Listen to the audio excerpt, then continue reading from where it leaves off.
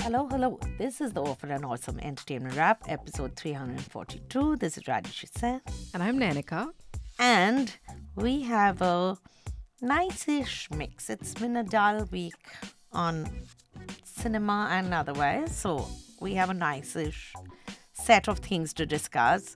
So we have Love Storiyaan, which is the new, it was Valentine's Day. So Absolutely. we have Love Storiyaan. Did you have a good Valentine's Day? I did. What did I do? I must have been working only. Very good, very good. Thrilling, absolutely. Thrilling. So, Love Storiyaan is the new Amazon Prime series on love in under difficult circumstances.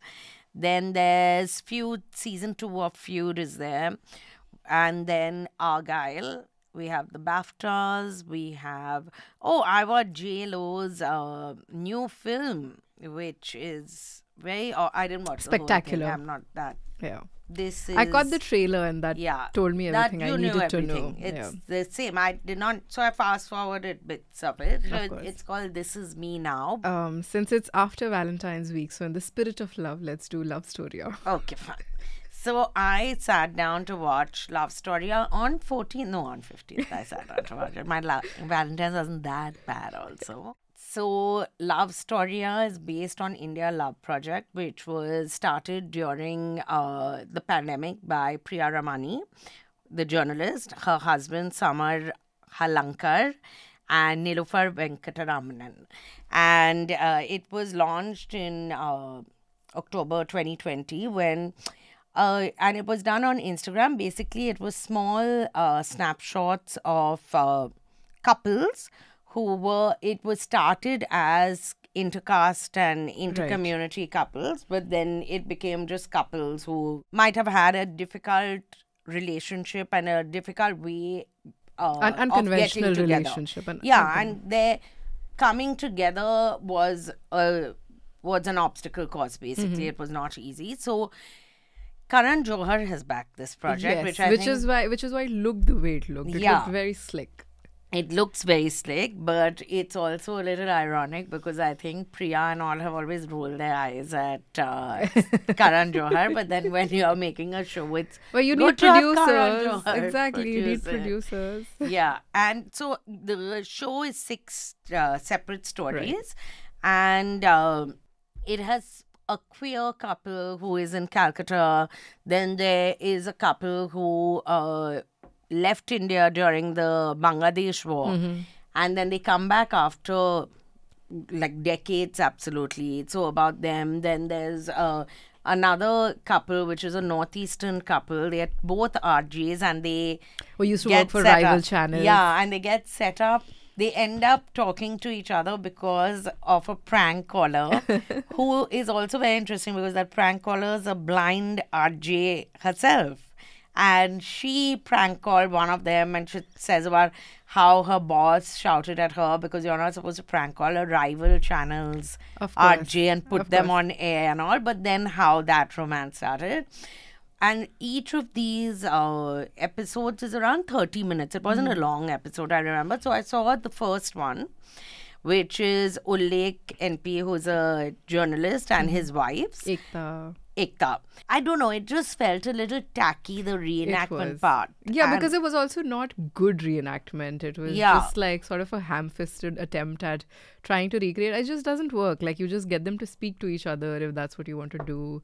But yeah, it was a little messy there. I do think that the stories had merit themselves because of the 2 episodes that I watched, I think both of them were very Which was the second one? The same one? No, the second one that I watched was Teesta and Deepan, the queer couple from Kolkata. Okay, from Cal. That one was quite sweet as well. But I felt like their story was maybe like a little bit too sanitized because it was just like for a trans couple in small town. Deepan came from like a small town in Assam and Teesta was from Calcutta. So I felt like their story was like skipped over, like maybe like glossed over certain parts just for, narrative comprehension. It was a little too, to make it like palatable palatable to like a straight cis heterosexual audience.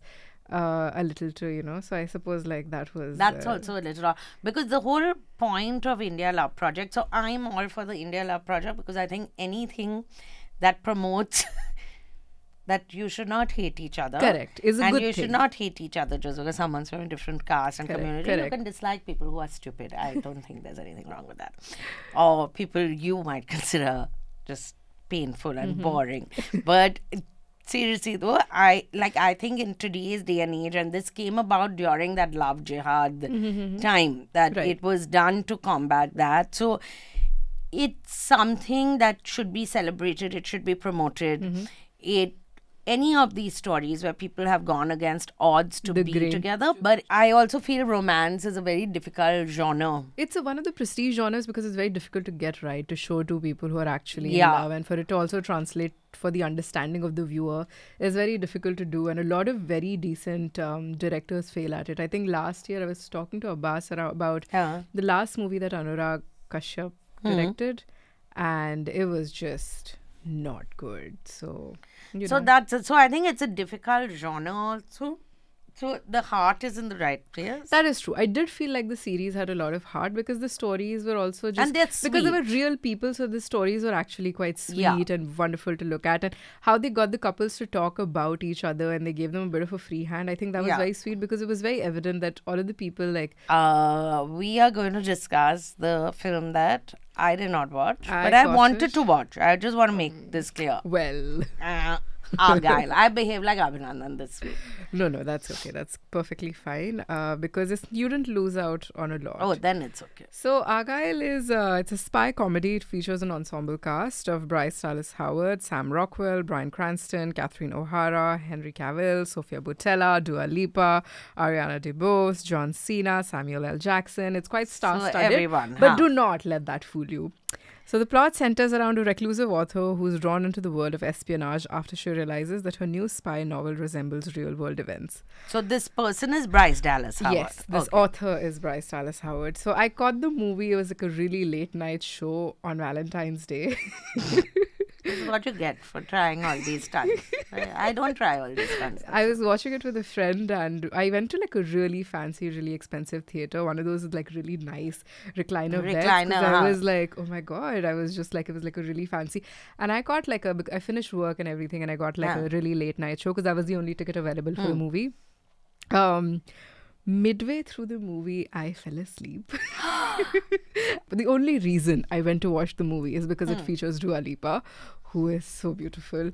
And I completely got scammed out of my money because she was there for like the first 3-4 Because they can't minutes. afford to pay her. She's Yeah, they probably can't. more expensive than any of the others. Yeah, absolutely. So she was there for like 3-4 minutes, and then the rest of the movie is the most...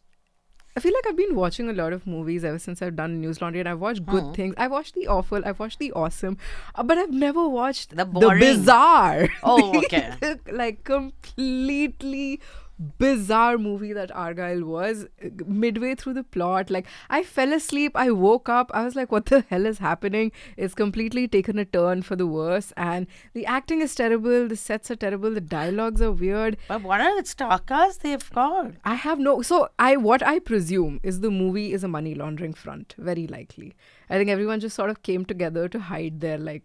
But speaking of romances, I did watch This Is Me Now. From the queen of romance herself, J-Lo, Yeah, so who understands there- love better than she does. Yeah, but there is another film of hers which I watched, which is an OTT film only, you should watch, called Shotgun Wedding, where she is getting married to this guy, and it's very funny. Not like haha kind of funny, but it's not bad at all. Accident. No, it's actually Yeah, funny. no, it's not bad. It's got that very hot guy, Josh Duhamel, his name is, and Jennifer Coolidge is there as her mother, I think, and they are anyway having a destination wedding in some beach resort, and then all these gun-toting guys show up who are like, they look like the mafiosi. And then she basically does a shootout over there, and it's bizarre. She pulls a machine gun out and all sorts of. It's really like over the top funny, Crazy, yeah. Yeah. So, but this was not that kind. Like that film also made little sense. But This Is Me Now is a one-hour film, which is also supposed to be the launch of her new album. Right.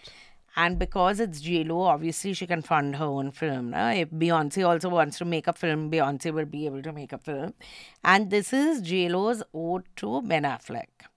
Okay. But to know more, you're going to have to log on to the website or whichever streaming site you listen to us on, and listen to our deep critique of This Is Me Now and Feud. And we have a few announcements to make as well. So we'll see you on the other side. You can fund journalism that solely works for you. That is our motto at News Laundry. You can pay to keep news free so that news becomes accountable to you just like it's supposed to be. Visit newslaundry.com and become a paying subscriber so that you can pay to keep news free and independent.